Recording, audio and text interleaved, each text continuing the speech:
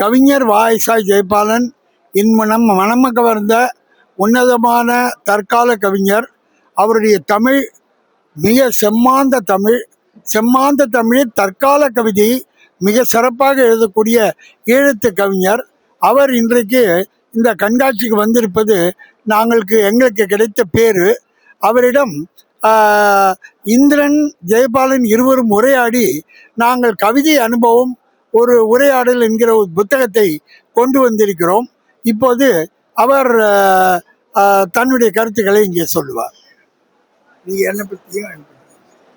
வணக்கம்.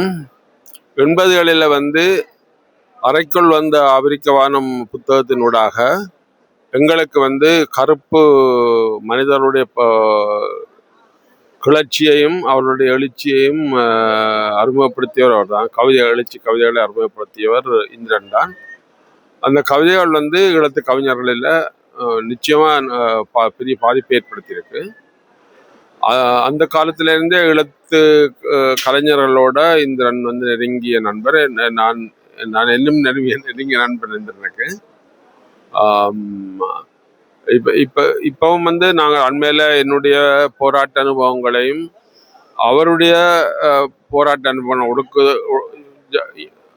இன ஒடுக்கத்திற்கும் ஜாதி ஒடுக்கத்திற்கும் எதிரான என்னுடைய போராட்ட அனுபவங்களையும் இங்க ஜாதி ஒடுக்கத்திற்கு எதிரான அவருடைய போராட்ட அனுபவங்களையும் நாங்கள் ஒரு புத்தகத்துல பகிர்ந்திருக்கிறோம்.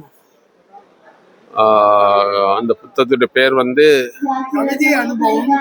கவிதை அனுபவம் இந்திரன் ஜெயபாலன் என்ற புத்தகம்.